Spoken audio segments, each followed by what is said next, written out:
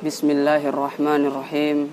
Assalamualaikum warahmatullahi wabarakatuh. Alhamdulillahi rabbil alamin. Wassalatu wassalamu ala ashrafil anbiya'i wal mursalin. Wa ala alihi wa sahbihi wa sallama tasliman katsira. Wa ba'd. Faya ayyuhal muslimuna wal muslimat, rahimani wa rahimakumullahu jami'a. Jika ada seseorang yang mengatakan, bukankah bulan suci Ramadan adalah tamu yang kita rindukan? Bukankah berpisah dengan tamu yang kita rindukan itu adalah suatu kesedihan? Maka jawabannya benar. Kita bersedih karena Ramadan telah pergi. Kita bersedih karena kita tidak akan tahu apakah kita akan berjumpa dengan bulan Ramadan yang selanjutnya ataukah tidak. Akan tetapi, seiring dengan itu, kita juga harus bergembira. Kita bergembira karena menyambut hari kemenangan.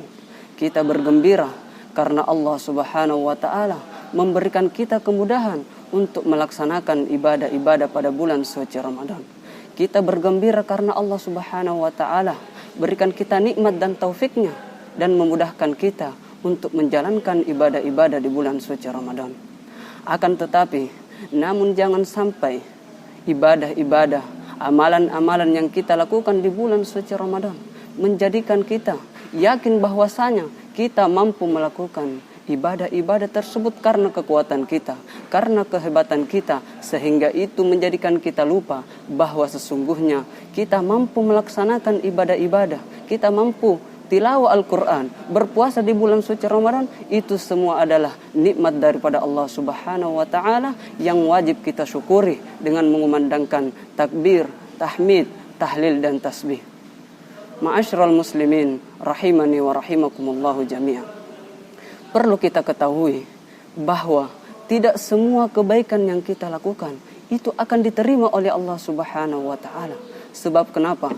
Sebab Allah Subhanahu wa Ta'ala hanya menerima daripada orang-orang yang bertakwa. Allah Subhanahu wa Ta'ala berfirman, "Innama yataqabbalullahu minal muttaqin."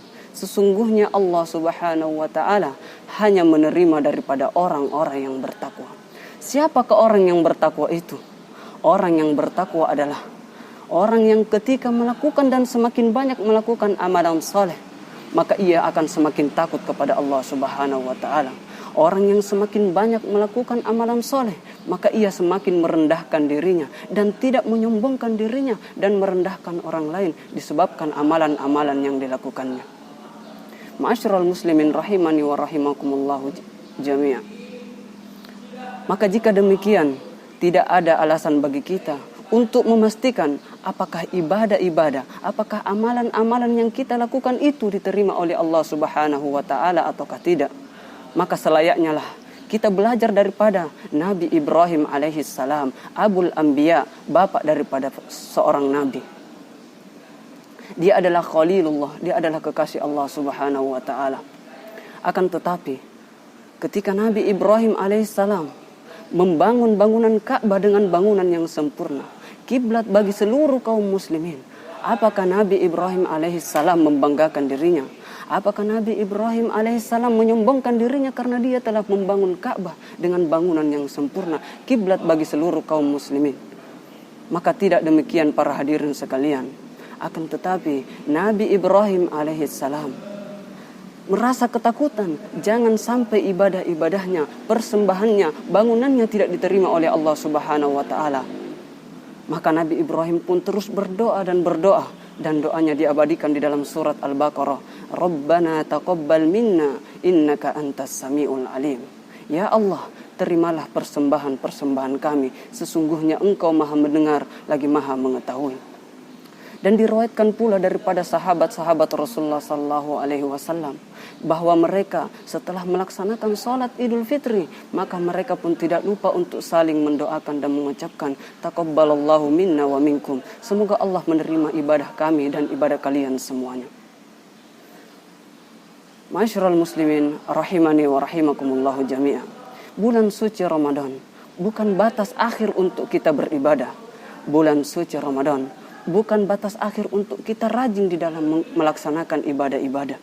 Akan tetapi batas akhir untuk melaksanakan suatu ibadah adalah ketika ajal menjemput kita. Allah Subhanahu wa taala berfirman, "Wa'bud rabbaka hatta ya'tiyakal yaqin." Dan sembahlah Tuhanmu dan beribadahlah, mengabdilah kepada Allah Subhanahu wa taala sampai ajal menjemput kita.